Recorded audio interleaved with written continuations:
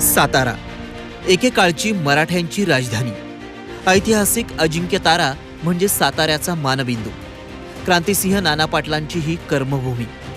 सातारा म्हणजे सैनिकांचा जिल्हा, महाराष्ट्राचं काश्मीर अशी ओळख असलेलं महाबळेश्वर आणि महाराष्ट्राची भाग्यलक्ष्मी कोयना धरण साताऱ्यातलंच. इथली लालचुटूक स्ट्रॉबेरी आणि गोडगोड कंदी पेढे वर्ल्ड फेमस आहेत. मात्र कोल्हापूर, सांगली आणि पुण्याच्या तुलनेत हा जिल्हा बराच मागे पडलाय. सह्याद्रीच्या पर्वतरांगांमध्ये वसलेल्या सातारा जिल्ह्याला निसर्गानं भरभरून दिलं, मात्र पर्यटन वाढीसाठी फारसे प्रयत्न झालेच नाही. गेल्या 50 वर्षात कोणताही मोठा प्रकल्प साताऱ्यात उभा राहिला नाही. धरणग्रस्तांचे प्रश्न सुटलेले नाहीत. MIDC मध्ये उद्योगांची वाताहत झाली आहे. तरुण पिढीला शिक्षण आणि नोकरीसाठी पुणे, मुंबई गाठावी लागते.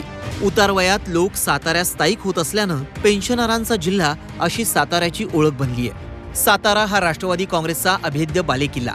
1999 मध्ये शरद पवारांनी राष्ट्रवादी काँग्रेसची स्थापना केल्यापासून आतापर्यंत प्रत्येक लोकसभा निवडणुकीत पक्षाचाच खासदार निवडून आलाय. 1999 आणि 2004 मध्ये लक्ष्मणराव पाटील खासदार झाले. 2009 मध्ये उदयनराजे भोसलेंनी शिवसेनेच्या पुरुषोत्तम जाधवांचा तब्बल 3 लाखांच्या मताधिक्यानं पराभव केला. 2014 मध्ये त्यांनी पुन्हा एकदा अपक्ष पुरुषोत्तम जाधवांना 3.5 लाख मतांनी पराभवाचं पाणी पाजलं. 2019 मध्ये शिवसेनेच्या नरेंद्र पाटलांचा धुव्वा उडवून उदयनराजेंनी विजयाची हॅट्रिक केली. मात्र अवघ्या 3 महिन्यात राष्ट्रवादीच्या खासदारकीचा राजीनामा देऊन भाजपात प्रवेश केला. त्यामुळे विधानसभा निवडणुकीसोबत लोकसभेची पोटनिवडणूक झाली. त्यावेळी शरद पवारांच्या भर पावसातल्या सभेनं अख्ख्या महाराष्ट्रातलं राजकीय वातावरण बदलून टाकलं. पोटनिवडणुकीत राष्ट्रवादीच्या श्रीनिवास पाटलांनी भाजपच्या उदयनराजेंना तब्बल 87,000 मतांनी धूळ चारली. विधानसभेला राष्ट्रवादीचे 2, शिवसेनेचे 2 आणि काँग्रेस भाजपचा प्रत्येकी 1 आमदार निवडून आला. राज्यात महाविकास आघाडीची स्थापना आणि राष्ट्रवादी काँग्रेसमधली उभी फूट यामुळे आता राजकारण बदललंय. सध्या महायुतीकडे 4 तर महाविकास आघाडीकडे 2 आमदार आहेत.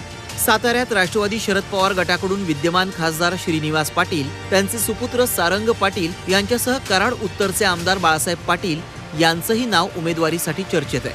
काँग्रेसकडून माजी मुख्यमंत्री पृथ्वीराज चव्हाणांच्या नावाची चर्चा आहे. दुसरीकडे उदयनराजे भोसले पुन्हा एकदा भाजपकडून निवडणूक लढवण्यासाठी बाशिंग बांधून तयार आहेत. मात्र भाजपनं त्यांना अजूनही झुलवत ठेवलं असल्यानं त्यांचे समर्थक आक्रमक झाले. राष्ट्रवादी अजित पवार गटाकडून आमदार मकरंद पाटलांचे भाऊ नितीन पाटील आणि शिवसेना शिंदे गटाकडून पुरुषोत्तम जाधवांच्या नावाचीही चर्चा आहे.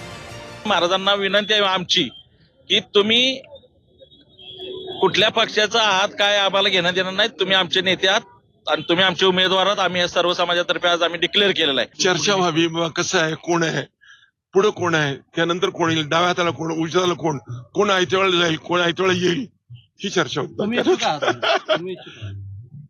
मी तुमच्या बरोबर आहे. सातारा जिल्ह्यात सध्या महायुतीचं पारडं जड दिसत असलं तरी शरद पवारांचा प्रभाव देखील कायम आहे. सातारकरांचं पवारांवर प्रेम आहे, त्यामुळे पवारांच्या उमेदवाराला सहानुभूती मिळू शकते. साताऱ्यामधून कोण उमेदवार दिला जातोय यावर साताऱ्याचं राजकारण चालणार आहे. आणि एकूणच सातारकर यावेळी मात्र विकासासाठी मतदान करतील हे मात्र नक्की.